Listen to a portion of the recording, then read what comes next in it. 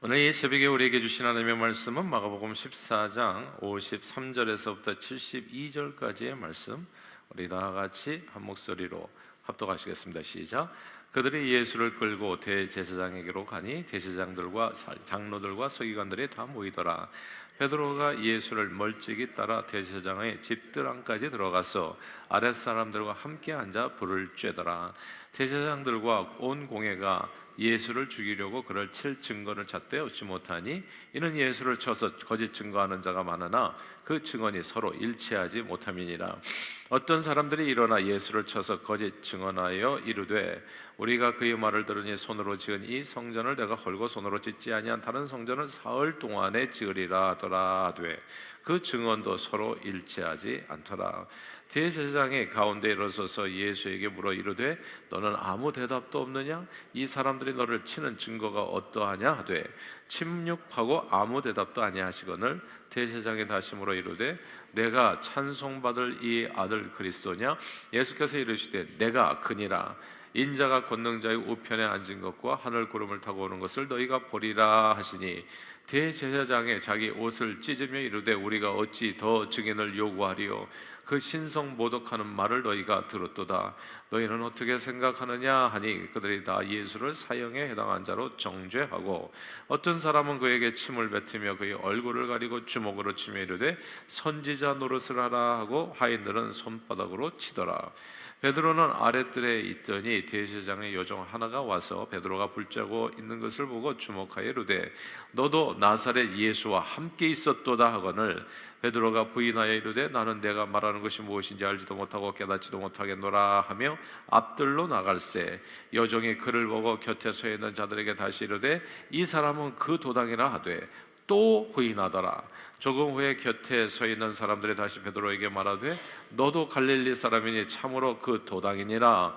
그러나 베드로가 저주하며 맹세하되 나는 너희가 말하는 이 사람을 알지 못하노라 하니 닭이 곧 두 번째 울더라. 이에 베드로가 예수께서 자기에게 하신 말씀 곧 닭이 두 번 울기 전에 내가 세 번 나를 부인하리라 하심에 기억되어 그 일을 생각하고 울었더라. 아멘. 우리 한국인들은 참 유독 셋이라는 숫자를 엄청 좋아합니다. 그래서 거지도 3대, 부자도 3대, 참을 인자 셋이면 살인도 면한다 이렇게 말을 하죠. 사실 3은 매우 안정성 있고 완전하게 느껴지는 숫자입니다. 제일 안정성 있게 보이는 것이 이제 삼각형이고 그리고 카메라 그 지지대도 이제 산발이잖아요. 한 번 혹은 두 번은 조금 모자란다는 생각에 인생에는 늘 세 번의 기회가 오지 않습니까? 이렇게 말하기도 하고 만세를 불러도 우리는 만세 삼창을 합니다. 그리고 주여도 삼창을 하죠. 주여 주여 주여.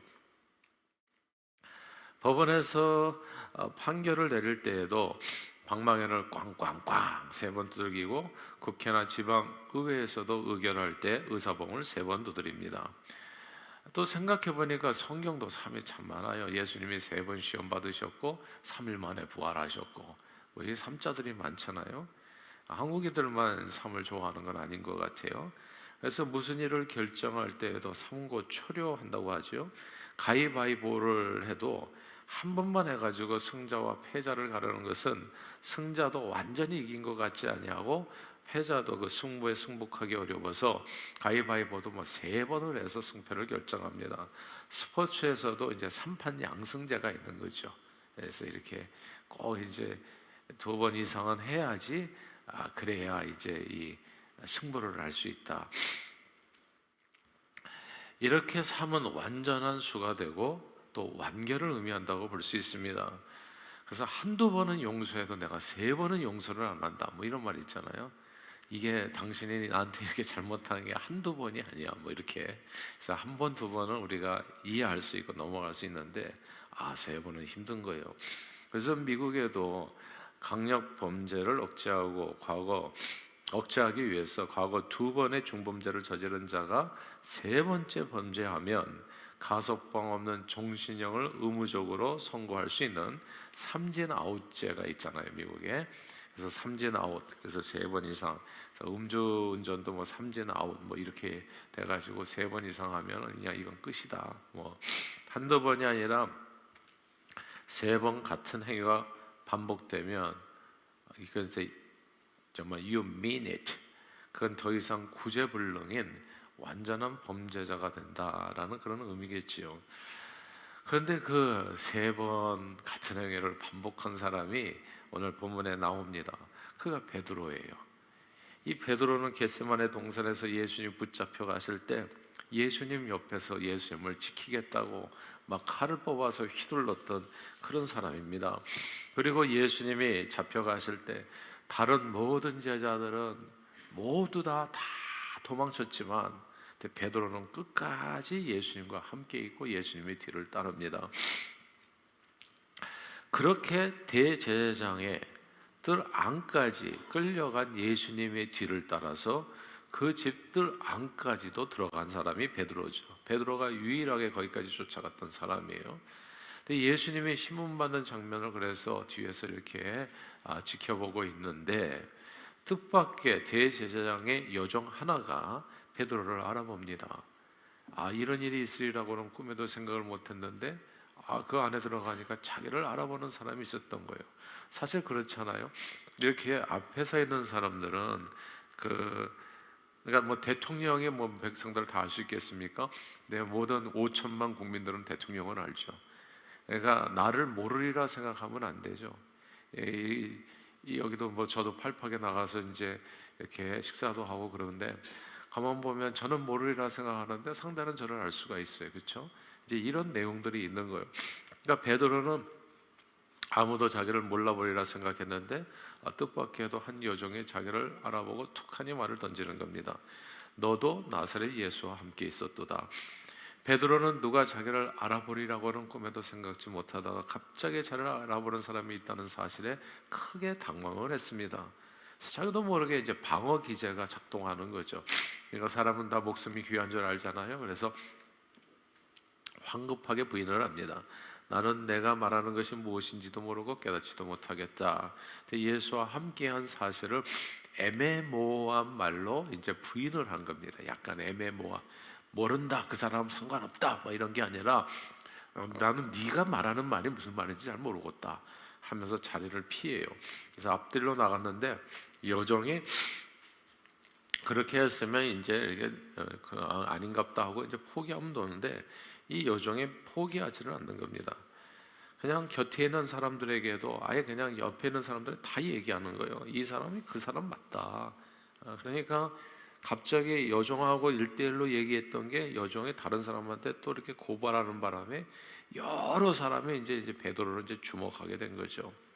베드로는 그러니까 또 자기와 예수와의 관계를 부인합니다.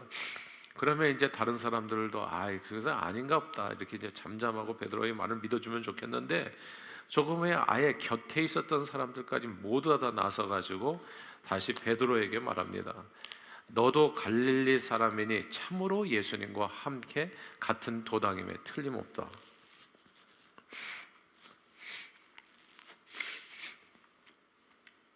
그러니까 이제 대제사장의 뜰에 서 있던 모든 사람들이 이제 막 웅성웅성하면서 저 사람이 도당이다 하니까 이제는 한두 사람이 아니에요. 그 가운데 있어서 많은 사람들이 베드로를 주목하게 됩니다. 예수님만 바라보고 대제사장의 뜰까지 용기 있게 따라갔는데 그만 베드로의 정체가 탄로날 지경이 되고 만 겁니다. 이제 베드로는 더 이상 예수님과의 관계를 이제 애매모호한 말로 얼머무릴 수 없게 되어버렸습니다. 어설프게 답변했다가는 사람들의 의심이 확신으로 굳어져서 자기도 예수님과 함께 끌려가서 봉변을 당할 수도 있다는 그런 상황이 긴급한 상황이 된 거예요. 그때 베드로는 확실하게 얘기해 줍니다. 3번째, 3세번이잖아요. 저주하고 맹세합니다. 나는 너희가 말하는 이 사람을 알지 못하노라. 자, 이제 한두 번은 실수일 수 있어요. 한두 번은 어쩔 수 없다. 뭐 한두 번은 그럴 수 있다. 이해할 수 있습니다. 한두 번 음주운전할 수 있어요. 근데 이게 3세번이 돼서 사람이 크게 다쳤습니다. 3번은 진짜인 거예요. 이거는 해결이 안 되는 겁니다. 그것도 하늘을 가리켜 맹세하여 저주하여 말한다면 이건 완전한 고백인 거예요. 베드로는 완전히 예수님과 자기와의 관계를 끊어버렸습니다. 괜히 잡혀가시는 예수님을 따라갔다가 3-4번의 부인으로 완전히 배신자가 되어버린 겁니다. 예수님과의 관계가 이제는 더 이상 구제불능으로 삼진 아웃자가 된 거예요. 완전히 끊어지고 만 겁니다. 이 순간에 예수님과 베드로는 진짜 아무 상관이 없는 사람. 그러니까 이 인간의 의지로는 더 이상 이제 갈 수 있는 데까지 다 간 겁니다.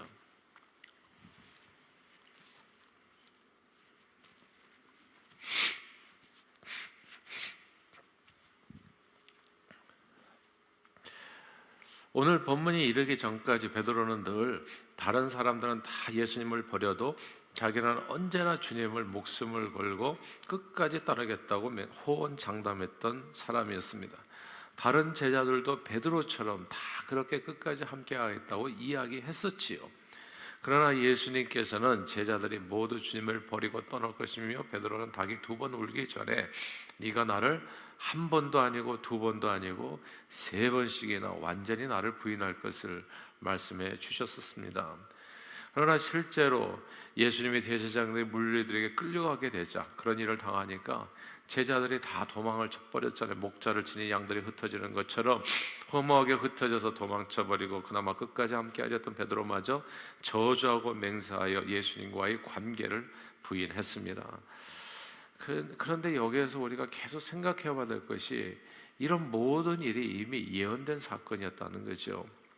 왜 예수님께서는 제자들이 모두 예수님을 버리고 떠날 것을 말씀하셨고 특히 베드로를 지목해서 네가 3번씩이나 나를 확실하게 부인할 것을 미리 말씀하셨을까요? 이게 좀 알고 싶잖아요. 그 중요한 이유가 오늘 본문에 나옵니다. 그것이 마가복음 14장 72절입니다. 마가복음 14장 72절을 같이 읽습니다. 시작. 닭이 곧 2번째 울더라. 이에 베드로가 예수께서 자기에게 하신 말씀 곧 닭이 2번 울기 전에 내가 3번 나를 부인하리라 하심이 기억되어 그 일을 생각하고 울었더라. 아멘. 여기서 닭이 2번 울기 전에 네가 3번 나를 부인하리라 하심이 기억되었다. 그 일을 생각하고 울었다. 이 구절을 주목해야 됩니다. 이 말씀을 곰곰이 들여다보면 놀랍게도 베드로는 자기 뜻대로 예수님을 부인한 게 아니라 놀랍게도 베드로는 자기 뜻대로 자기 의지대로 예수님을 부인한 것이 아니라 하나님의 뜻대로 예수님을 부인한 셈이 됩니다. 놀랍게도 베드로는 자기 뜻이 아니라 하나님의 뜻대로, 그리고 동시에 우리는 이 구절을 통해서 인간의 의지로는 그 누구도 예수님을 온전히 따라갈 수 없다는 사실을 깨닫게 됩니다. 중요하니까 반복할게요. 인간의 의지로는 그 누구도 예수님이 가신 그 십자가의 길을 아무도 따라갈 수 없다는 사실을 깨닫게 됩니다.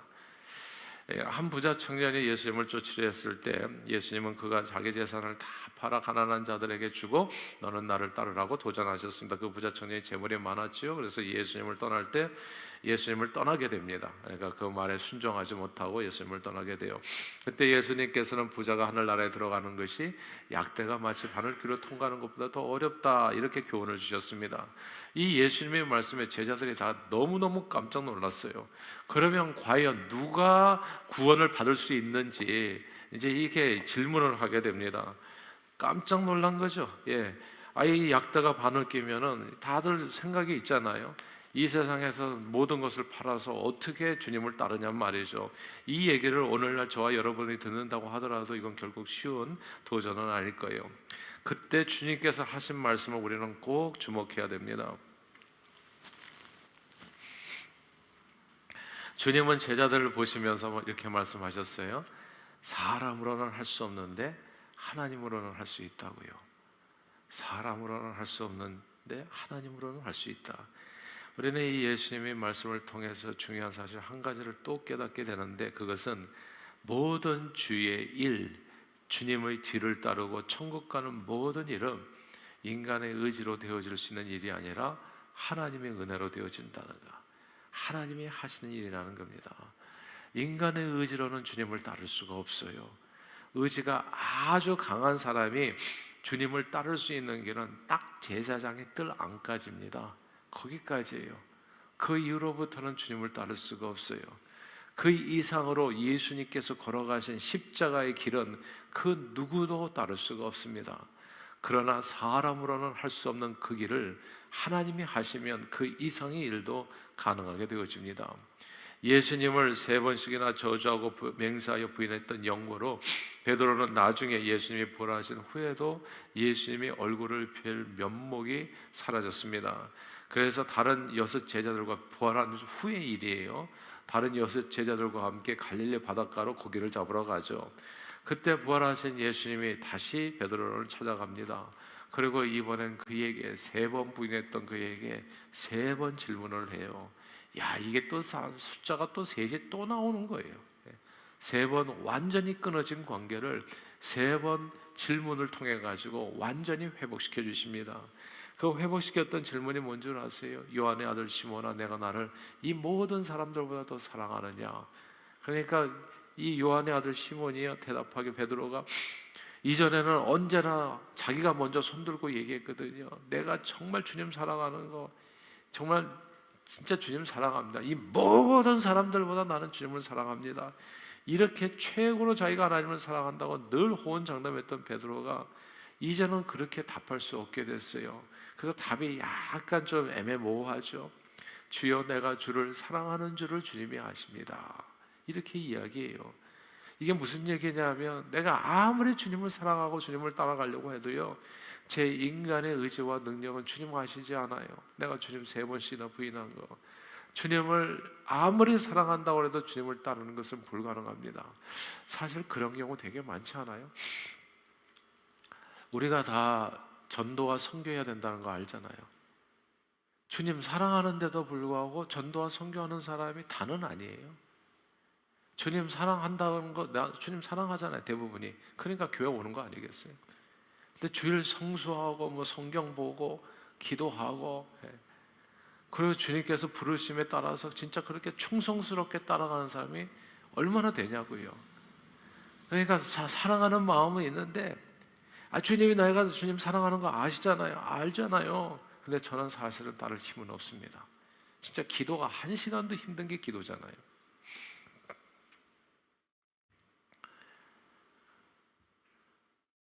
그러나 분명히 주님을 사랑하는 건 맞습니다. 그때 주님이 베드로에게 사명을 주세요. 그러면 내 양을 먹이라.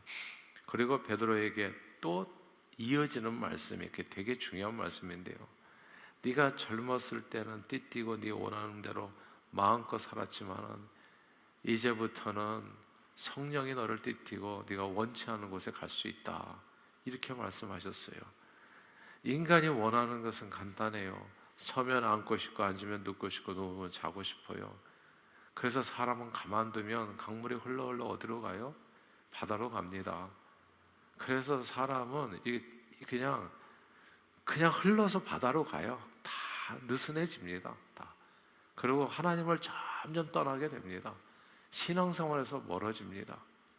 선교도 기도도 전도도 다 멀어집니다, 여러분. 시간 지나면 다 그렇게 돼요. 내가 왜 사는지도 몰라요.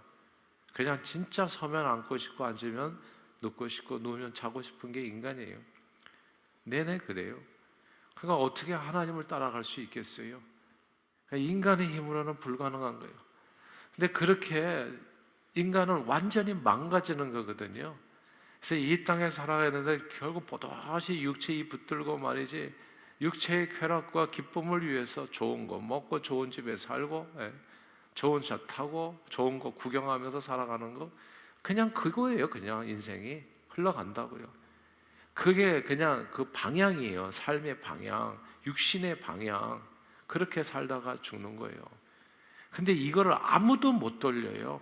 그 마음, 자기 목숨이 귀한 줄 알고, 자기 육신이 귀한 줄 알고, 하나님보다도 더. 그러니까 그냥 따라가고 싶습니다 하는 거지, 실제로 따라가는 사람은 없다는 거예요.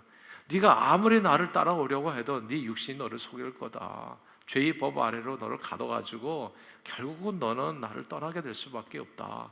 이게 예수님의 말씀이에요. 근데 인간의 희망이 뭔 줄 아세요? 그걸 주님이 아신다는 거예요. 나의 연약함을 아신다는 거. 그리고 나의 연약함을 아시고 오늘 이 아침의 말씀처럼 주님께서 다시 생명의 메시지를 우리에게 주는 겁니다. 주님을 따르는 그 그리스도의 신앙생활은 이 말씀들을 이렇게 종합해 보면 저와 여러분 우리 자신들의 인간적인 힘과 능력과 의지로 할 수 있는 것이 아니라는 거. 놀랍게도 주를 진정으로 따르기 원한다면요, 제일 먼저 해야 될 일이 자기를 부인하는 일이라는 것을 깨닫게 됩니다. 한 번 부인이 아닙니다. 2번 부인이 아니라 3번 완전히. 베드로는 오늘 본문을 통해서요 완전히 부인한 거예요. 예수님을 부인한 것이 아니라 사실은 정확하게 말하자면 자기 자신을 부인한 겁니다. 내가 이런 사람인 줄은 몰랐던 거예요. 나는 내 의지로 주님을 따를 수 있다고 생각했는데 나는 그런 사람이 아니었던 겁니다. 그래서 철저하게 예수님을 부인한 게 아니에요. 사실은 철저하게 자기 자신이 부인된 겁니다. 그러니까 자기 자신 용감한 베드로, 언제든지 주님을 사랑하고 따라갈 수 있다고 믿었던 그 나에 대한 완전한 배신인 거예요. 나는 그 어떤 경우에서도 주님을 따를 수 없는 사람입니다. 그렇게 고백한 겁니다. 내가 나를 부인하게 되면 어떻게 되겠습니까? 그때서야 비로소 놀라운 일이 벌어지는데 주님을 온전히 의지하게 됩니다. 내 힘으로 주님을 따를 수 없습니다. 완전히 나 자신을 부인하고 낮아지고 좌절하고 절망한 total depravity, 내게 있어서는 어떤 선한 것도 없고 어떤 의도 없습니다. 나는 완전히 타락해서 아무런 가능성이 없습니다. 그랬을 때 What a wretched like myself, an amazing grace, 하나님의 은혜를 그 안에서 발견하게 되는 거예요. 그래서 전폭적으로 주님을 의지해야 돼요. 제가요 왜 새벽기도 같은 걸 이렇게 강조하고 하냐면, 다른 게 아니라 저 같은 경우는 저는 너무 잘 알아요. 하루만 제가 느슨하게 돼도 나는 어떤 사람이 될 거라는 거. 그러니까 저는 제 자신을 안 믿어요. 그냥 부인해요.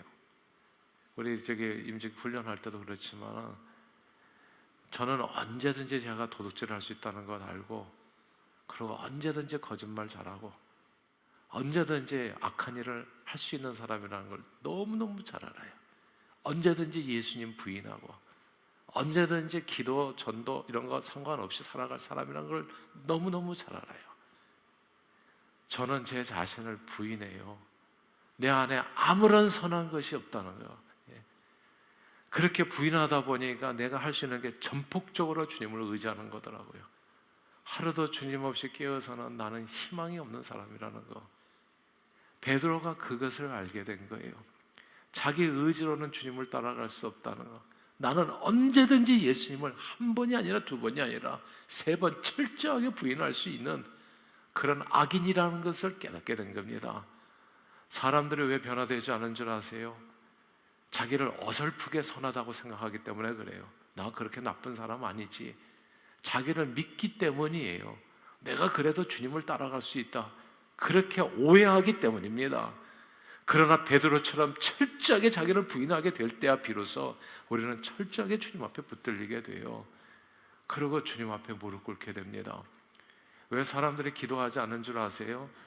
아직도 자기가 자기 인생을 만들 수 있다고 확신하기 때문이에요. 기도하지 않고도 살 수 있다고 믿기 때문이에요. 자기 자신에 대해서 자신이 있기 때문이라고요. 근데 그 자신 있는 그 모습으로는 주님을 못 따라가요. 자신 있는 사람들이 그래서 전도를 안 하는 거예요. 선교를 안 하는 거예요. 그리고 항상 얘기해요. 나는 시간이 없어서, 뭐가 없어서. 다 나예요, 나.